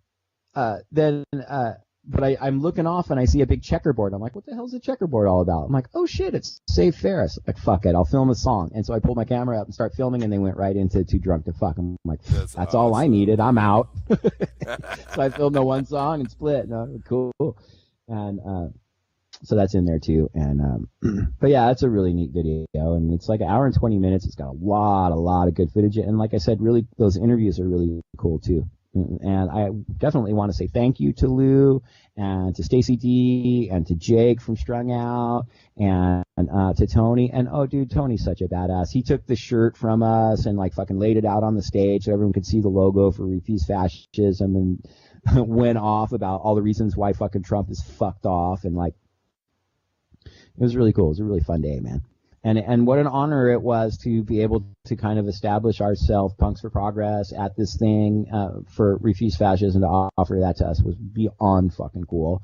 And not just because we got to be with a punk rock to go to a punk rock show and meet punk rock guys, but because we were able to put this thing down, and I was able to take the video, and I got a lot of clips of just people who were hanging out there. I'd ask them, like, are you yes or no on Trump? And there was nobody who was yes, straight up. There was one person for real? who came up. There was one person who came up, and I didn't even realize she was talking to with Reiko from Revolution Books, who I was running the booth with. And she had said some actually kind of gnarly shit. She was saying that, like, immigrants did 9/11 or some shit, but it's not just Mexicans who did it. Like, and I'm like, what? Because I was standing there when this woman was saying this stuff to Reiko, and I just wasn't really paying attention. I was like laying stuff out on the table, and if I had heard that, holy shit, I would have lost my shit. Mexicans did 9/11. Wow. Oh hell no. But literally everyone was a no on Trump. So I would ask them, okay, you want to just give me a quick, 10-second thing of why you hate Trump, And so there's a bunch of those little clips throughout the video interspersed, like in between the bands and stuff. And so wow, dude, that sounds really cool. It was cool. And one of the other things I want to give a little bit of respect to Refuse Fascism for was recognizing that this friend of theirs, who's not now nor will ever be a member of the Revolutionary Communist Party, who is an anarchist, who was willing to march with them, but they understood that that's kind of my world. Like, I know people in that world, that Warped Tour land of, punk rock bands. I mean, Warped Tour isn't all punk rock, obviously, but I just mainly fucking gravitated to the punk rock stage because that's where I knew people. And that's the music I like. But they recognized that was a valuable asset to them, and they allowed me to have my voice, though. And they didn't know this is a refuse fascism thing. We don't want this punks for progress. That's an anarchy symbol. We're communists. Like they didn't pull any of that shit on me. And I didn't like try to take over their table or anything, but like they allowed me to have the bags out with the logo, and they were glad. I mean, of course they were happy to have the bags because we could give them to people and they could put these stacks of papers in. And we were giving them like a number of people. We were getting like stacks of like 200 flyers and big stacks of the no stickers so that they could go back to their town. Like, what town are you from? Sign up for here. Here, you're an activist. Go fucking spread flyers. And people were down for it, dude. So that was, when Jack was like saying, hey, you're carrying your sign, you're not making any difference. Well, he's right. The sign alone doesn't do anything, but it's those interacting with the people and, giving them a chance to say, how much these people appreciated, bro, being able to say why they hated Trump. They loved it. Yeah. Oh, yeah. I'm sure. Totally. Yeah. That was a really fun and rewarding experience. And the video is fucking badass. So people, you should check it out. And I think that's all the content we put up this week, right? Ronnie, when did we put up the Ronnie show? Oh, that's right. We put up our show with Ron Dickinson, which is really awesome, dude. Ron Dickinson, his history, dude, he was right there in the midst of that whole post-punk thing, art rock punk thing in L.A., doing plays at Al's Bar, and like, dude, him and he was on the forefront of building the industry that is now like touring stagehand work, and like he went to dude, he went on one tour where he toured with the Stones, and at the end of it saw like one of the early first punk shows in Europe, and he tells us all kinds of cool stories, and what a fucking great show, man. And I got so drunk. I was so you fucking did. drunk by the end of the show. You were. You're the daughter I called you the daughter, didn't even realize what I was doing. Oh my God. Now you became that one time guy. Remember that one time, Ronnie? That's it, yeah. Yeah, so check that out. Yeah. Listen to Drunker Mike. Right. No, but it really, Mike exaggerates. But the set list that Ronnie brought too is awesome, dude. The music in there and the videos and stuff that are in it are freaking killer. He brought together some cool shit. Like, again, it's that kind of like LA's post-punk thing, like just before the post-punk thing really took hold was when it was like kind of cowpunk, kind of Latino culture, Americana rock and roll, X, the Blasters, all that kind of stuff. So he brought a lot of, really, really bitchy set list. So check that video. It's the Ron Dickinson interview. And then, got a punk rock festival coming up. We do have a punk rock festival coming up. And tell us about it. Punker Mike has been pretty focused on trying to get the backyard cleaned up and the grass to grow and seeding and so forth. So ran by Redlands PD this week and got a little chit chat with them, let them know what's going on. I'm going to walk around the neighborhood next week and talk to the neighbors and let them know what's going on and invite them to come on down. So it's on like Donkey Kong. I will be there. Aaron's going to have a table there, and I'm going to have. Oh, dude, we're going to have the Punks for Progress stickers. We're looking for a tattoo artist, maybe. CDs. Well, let me finish. I got CDs, I got records, I got a bunch of different Punks for Progress pamphlets, and all kinds of other pamphlets that I've been gathering from different anarchist book conventions and shows and stuff that I'm going to. So I have a bunch of really, really cool literature I'll be able to provide for people there. So our booth is going to have a bunch of stuff. We're going to have buttons, stickers, all the stuff. And then anyway, and then there's other vendors too. So go ahead, Mike. I'm done. Yeah. There's a jewelry vendor. There's going to be somebody selling T-shirts. The bands are going to be selling T-shirts. They're going to have buttons and stickers and other things there, and CDs. So the bands will have booths. I'm trying to find a tattoo artist still. I probably should put it out there in Instagram land and see if I can grab a tattoo artist. But yeah, we've got a little area. I think we're going to just kind of set up and have some booths there. So you can come and check it out. I don't know, Mike, can you do that? Is that legal to have a guy come out and do tattoos in your backyard? I don't know. Why I don't not? think it is. Why? They do it in the house. It's totally legal. I mean, I've had tattoo parties at my house before in Chino. It wasn't out. It wasn't out back. It was in the. It was in the. In the kitchen. But whatever. I know, and most of the tattoos I gave those people have since been covered. At those tattoo parties in your living room. But yeah, dude. I don't know. I don't know if that's. I don't was know. an honest question. We'll see. I honestly we'll see don't what know. happens. I haven't pushed it too much, but the bottom line is we're going to have vendors here. It's going to be a bit of a party, and it should be pretty fun. So we got that going on, and so I'm pretty kind of focused on that because that's like not this weekend, but next weekend. Right, and then so I'll be there, but that morning is the Millions for Prisoners March and in Riverside, so I'm going to that. And so if anybody that's going to the show wants to go to the march, hit us up because we're going. Mike's not going; he has to stay there and get some set. On Facebook at Punks for Progress? Yeah, hit us up on Facebook. Yeah, hit us up on Facebook on Punks for Progress. You can hit us up on. You can hit us up on Twitter too at Punks #4 Progress. You can hit us up on YouTube at Punks for Progress. Subscribe to our YouTube channel, and then you'll find out when we upload this stupid stuff that we do. So cool. Yeah, and so okay. And I think that we pretty much covered everything. Before we get out, I do want to send some shouts out to some awesome new friends and followers. Obviously, Max Parthis is following us. That's a huge honor. Really, really happy to know you, Max, and have you participate a little bit with what Punks for Progress does. And I also want to say what's up to everyone else at the I Am We movement. And big shouts to everyone from R.A.S.H, the Red and Anarchist Skinheads. They've been following us and hanging out with us and having dialogues with these guys. They're a fucking great crew of people, and they're super motivated. And so I'm stoked to be just to know y'all and have you hanging out over here with Punks for Progress. And I look forward to a lot of stuff that we're going to be able to do in the future that affects positive fucking change, puts an end to these fucking assholes think that they can come around and brutalize our communities. And R.A.S.H is on the forefront of confronting that, and they're just real deal motherfuckers. And I'm really stoked to have you here. So what's up to R.A.S.H? And then lastly, I want to send a shout out to John from Books for Prisoners, man.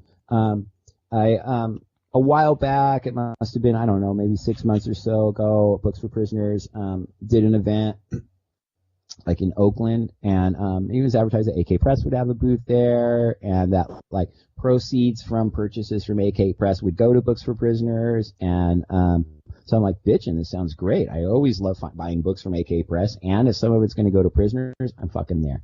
And there were some bands playing and stuff, and so I went and fucking, I basically, dude, I paid like twice the door cover and fucking and went in and kind of waited, and there was no books, and I was disappointed. And I mean, I was happy to go and pay a little extra to help the cause and whatever, but I wanted to buy some books. And if anything, not just because it would help the cause, but I wanted to buy some books.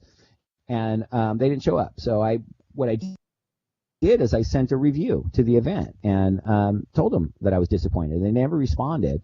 And but told them I support what you do and I want to support what you do, but like I actually drove a hell of a long way to come to this event and support it, and I was ready to I had some money in my pocket, which is not always the case, and I was ready to spend it, and I couldn't.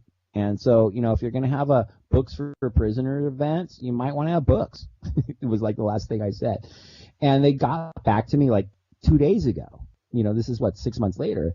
And we're super cool about it. They were like, listen, man, we do appreciate your comment and review of the event, and we've talked about it and discussed it based on your review, and it is important, and we totally did this and this and this to make sure that never happens again, and we're having this set up and whatever, and like wow. And then he ultimately even said, bring whatever your Punks for Progress literature down and bring it, and you can, oh my God, lay it out, whatever, if you want. And, right. So just,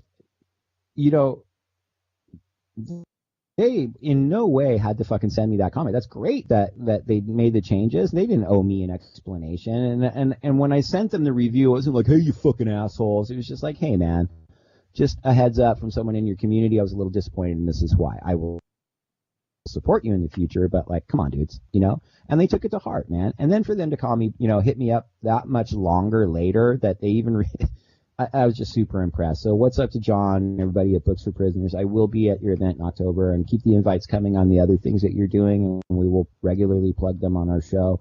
And Probably in next week's report, I do want to talk more about Books for Prisoners and tell people a little more about it. We don't really have time to get into. Yeah, we've already tonight, gone over an hour and a half this week, so. So anyway, what's up to Max and Max Parthis, everyone at the IMWE? What's up to R.A.S.H? What's up to John for Books for Prisoners? And what's up to all these freaking new badass people that are following us and talking to me on Facebook?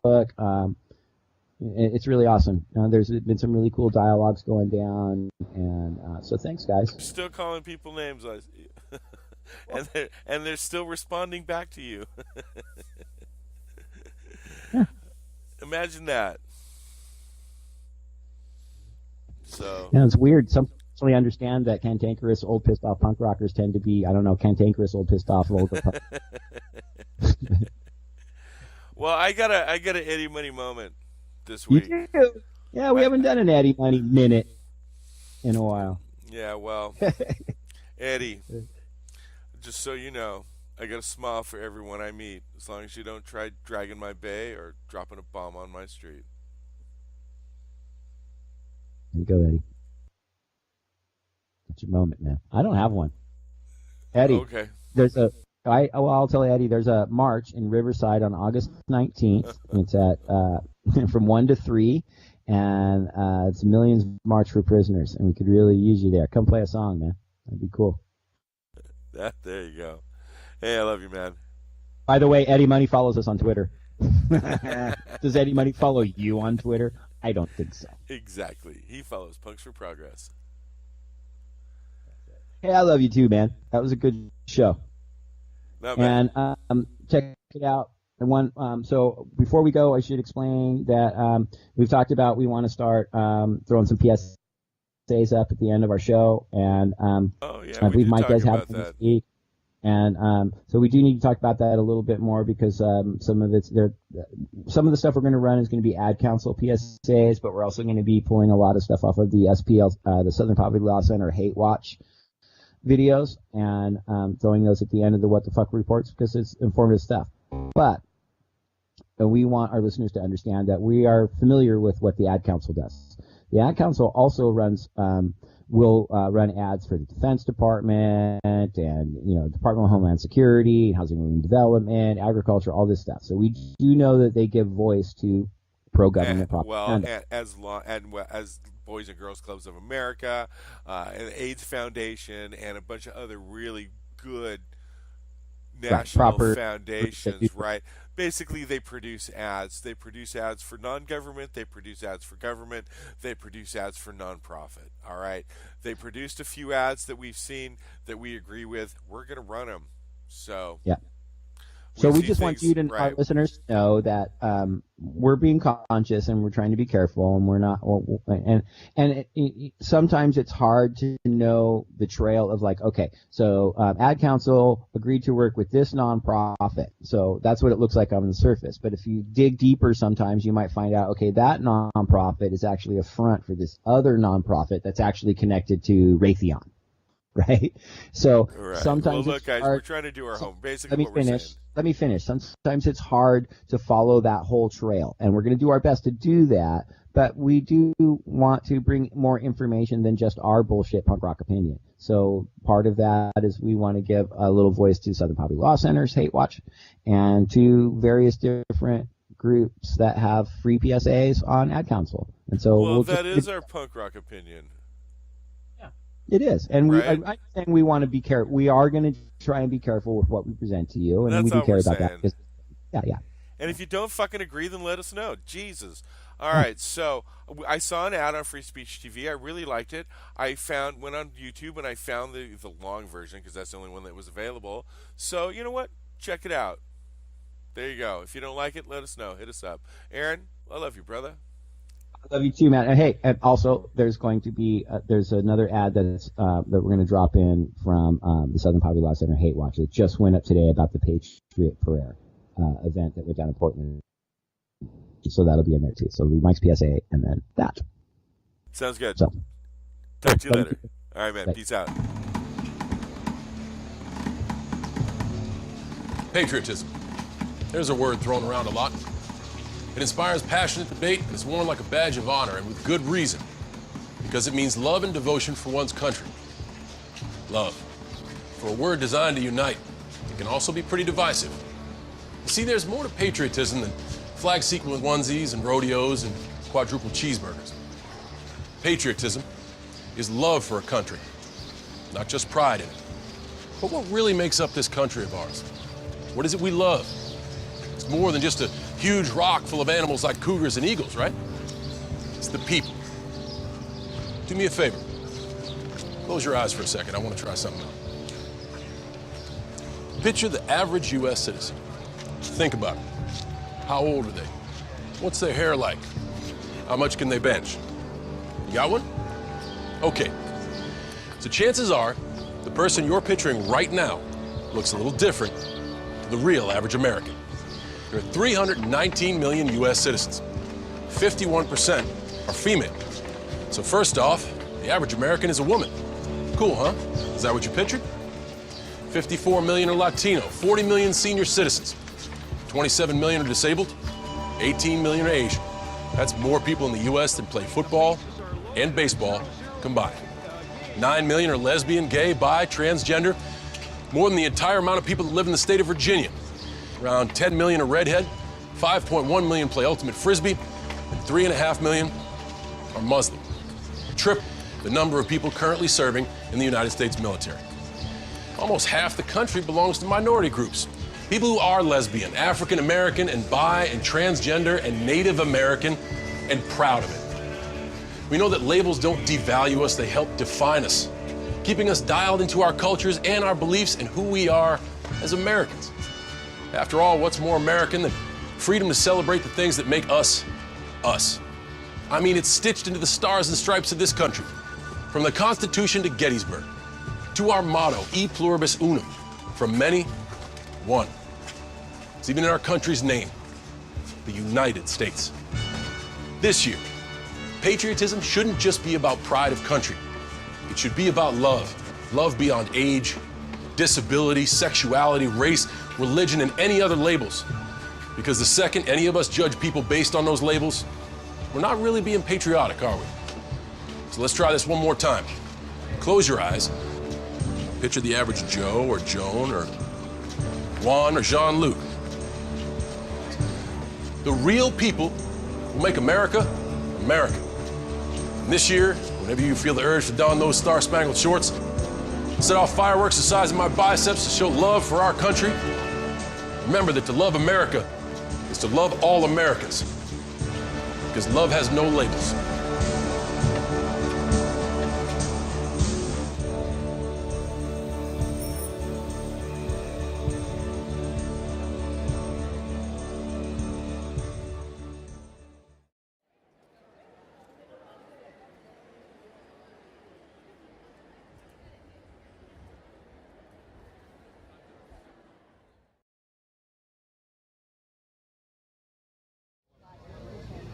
Patriot Prayer is just, it's an idea, it's an ideology. It's not a group, it's nothing. It's basically, it's about truth, and it's about love, and it's about courage. It's just all these things.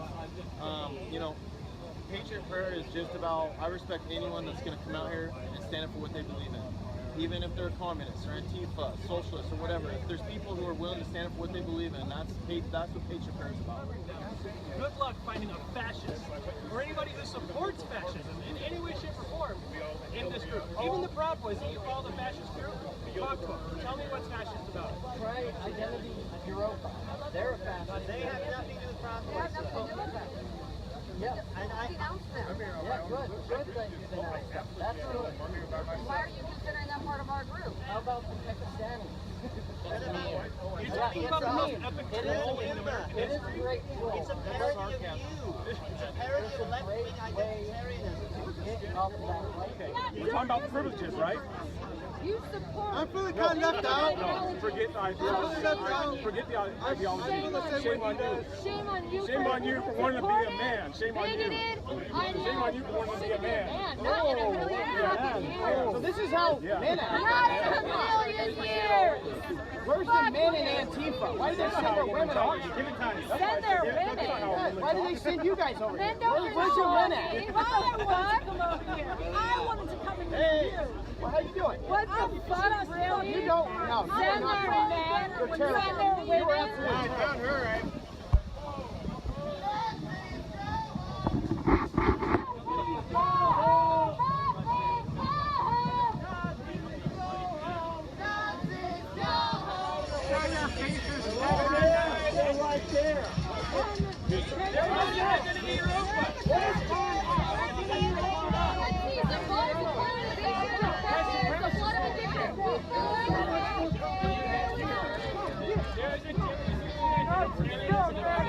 Show your face, coward!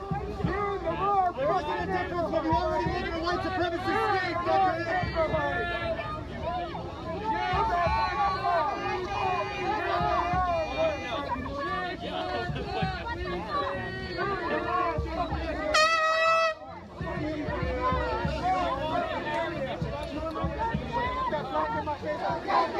No fascist USA! No Trump! No KKK, no fascist USA! No Trump! No KKK, no fascist USA! No Trump! No KKK, no fascist USA! No Trump! No KKK, no fascist USA! No Trump! No KKK, no fascist USA! No Trump!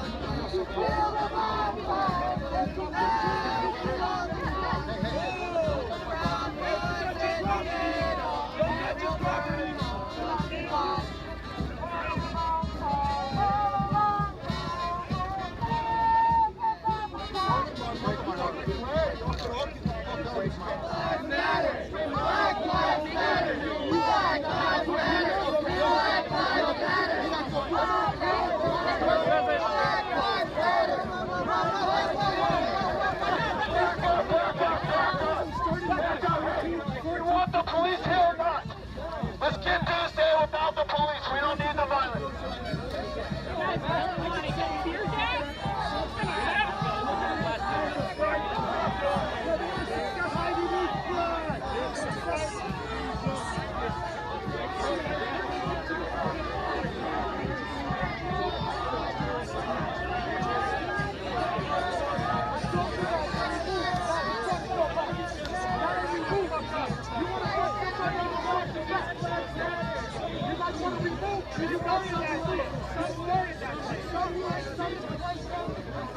Show who it is and show what we believe in. We have to show them that we will not let their threats keep us at home. We will not let their hate keep us at home. We will continue to come out here and we'll continue to show what it is that we believe in.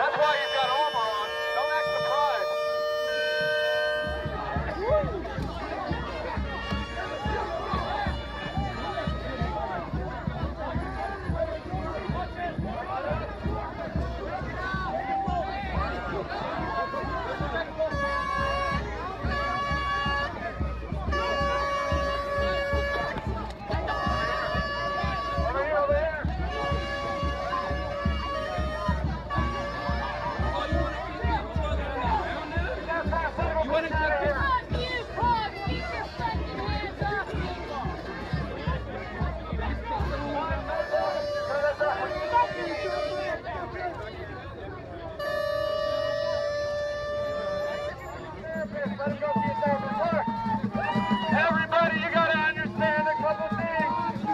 This is the only country we have. We stand here because this is our land. We have nowhere to run to as Americans. This is our country. We have nowhere to go. This is where we stand because we do not have a place to be a refugee. This is our country. We will stand and fight for it. We'll do it in the streets. We'll do it in the House. We'll do it in the Senate. We'll do it in the presidency. And we're almost done here. We're going to circle back around, meet up at the water fountain. And a bunch of us will stay there and make sure everyone can leave safely. All right.